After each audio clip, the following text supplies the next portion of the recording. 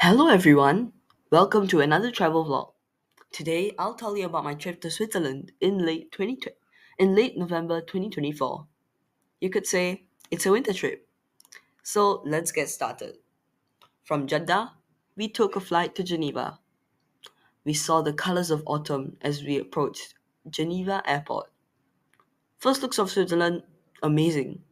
And it looks like Christmas is coming early this year. But the lines were atrocious.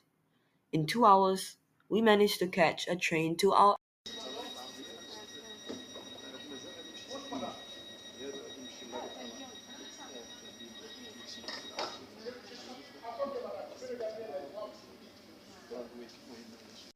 Airbnb in Thun.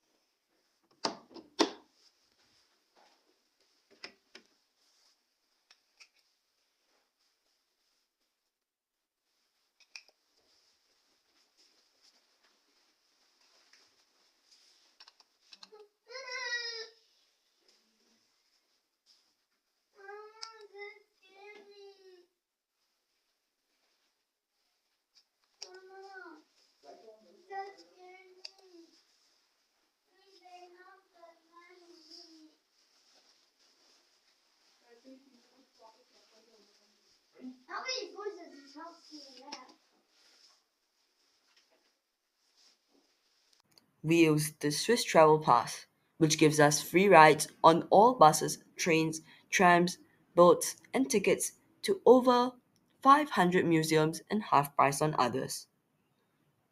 I like the train ride. It was a great experience. I mean, just look at the view. Oh, it's day two already? Today we got a bit late, so we took a boat ride to Interlaken West. It was so nice seeing the beautiful landscape from the outside of the boat. Even if it was a bit cold.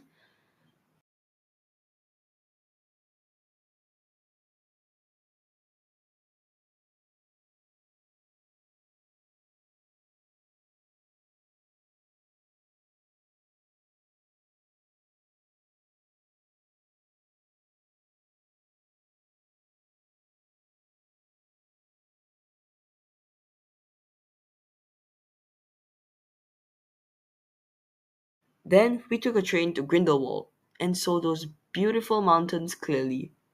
There are many things to do here in Grindelwald. There is Grindelwald first, an infamous mountain excursion among others, or just take a short stroll along the village. As for us, living in Singapore's tropical climate, we just came to see and touch snow for the first time. It was a wholesome time, and in a while, it's snowing! It was so fun to catch snow on our tongues and have a whale of a time here in Grindelwald. But I realized that was redundant. You'll see why. The next day, we thought of going further into eastern Switzerland, so we decided to go to Zurich. We saw the weather forecast to determine whether to go outdoors or indoors, which is essential during this time of year. And we went indoors. We took an hour's ride and finally arrived at Zurich. This place is so big. And by big, I mean big. First, we went to Lake Zurich, and boy was it nice. The town was upbeat, and I saw trams for the first time. Many for that matter. Then, we saw the breathtaking views of Lake Zurich. We fed some seagulls, swans, and ducks too. The seagulls got a bit too excited at times. After a while, we took a tram to the FIFA museum, where many football records were kept. We even got to play at this playground, which is great for all ages. So you should go to the museum. If not, take a stroll along the city because you will like it. It's definitely worth a visit if you're tired of the countryside. After that, we went to Barkat, a supermarket chain mostly found in Zurich that is fully halal certified, which would greatly benefit my fellow Muslim viewers if you guys want to go here.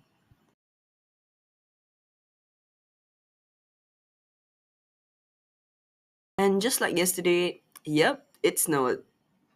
Crazy, right? And this time, it wasn't just Zurich. The whole path of our train ride turned from green to white. No greenery left behind, and it spanned all the way to Thun. And before we knew it, my god. Oh my god. Oh my We're actually walking in this.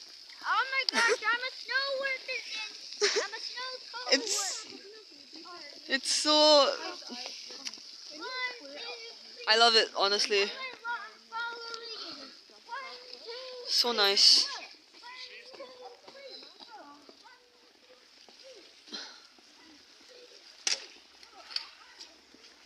I you have to see you have to feel it for yourself. To imagine it is nothing.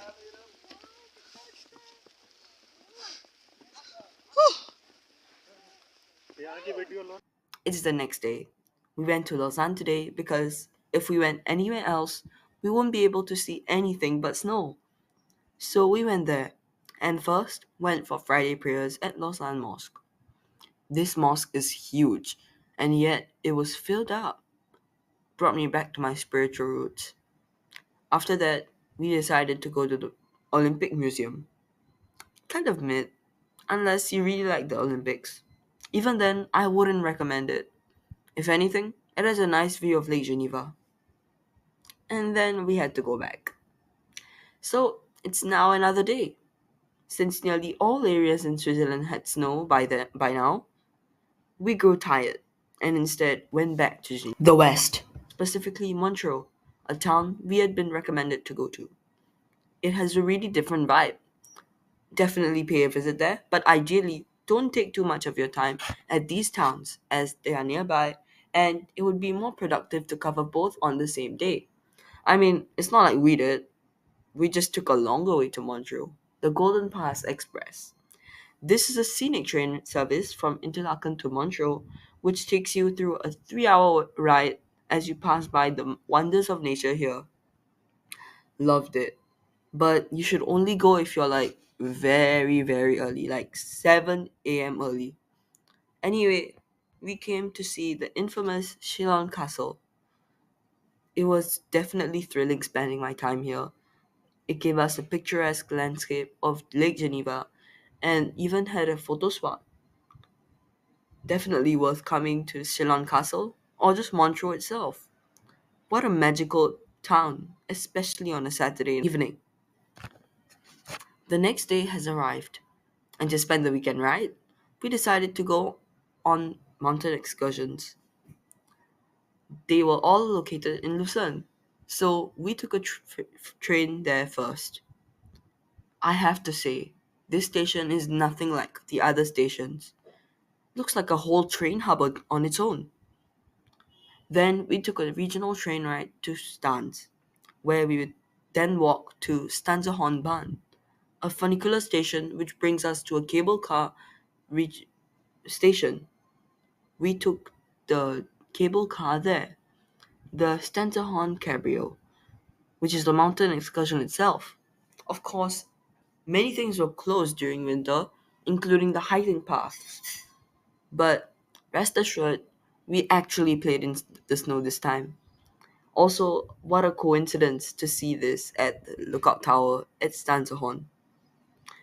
The view was beautiful, and it wasn't that cold as it seems, as it seemed.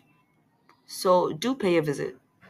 Next, we went back to Lausanne to take a short stroll in the city. We went to this famous bridge that we saw on YouTube and took some photos there. Without wasting any more time, we started our journey to the next mountain excursion, Stoos. the steepest funicular in the world. On the way there, we passed by the Swiss Museum of Transport, which we didn't manage to go to. But you should go there. Just that it isn't free with the Swiss travel pass, just half price. But it's still a great place to visit to see the history of Switzerland's transport. Then we went to Arthgoldau station, where we were transferred to bus 501 to Stoos. Take note that this is the only bus that goes to Stoosbahn and has a frequency of 30 minutes. We scanned our pass and went on the steepest funicular ever. It looked steep at the start, but we didn't notice the steepness that much later on. And we had arrived at Stoos. In fact, it's a whole village. There's a hotel, houses, and shops there. But I think it's only going to be worth it if you go skiing or try out one of the sports facilities they have. So you should be prepared for such mountain excursions, as they might be a lot more than what you expect. Question: why did we go on these two excursions and not others? Well, believe it or not, we went on these excursions completely for free. Rigi, Stanserhorn, and Stoos under the Swiss Travel Pass are the only free excursions included, so it is recommended to go on at least one of them. We unfortunately couldn't go to Rigi, but going there is simple too. From Arthgoldau, there will be signs leading you to a cable car to Rigi. Next day again, we went nearby Thun to the outskirts of Interlaken and saw the beauty of the Swiss Alps. We took a train to Lauterbrunnen, hoping to explore the area, but we changed our plans. We took this train to a nearby village, Wengen. We thought that was beautiful, but take a look at Murren. It felt like we were on the brink of falling down. We took a cable car, then changed to a train to Murren before heading back to Interlaken Ost. From there, we took bus 103 once again, the only bus to our next stop, this time with an hourly frequency. And we are finally here at Iseltwald to view this famous photo spot in Switzerland. Just look at this beautiful view. This place is especially known for the filming of a K-drama, Crash Landing on You, that took place at this very location. And I can see why.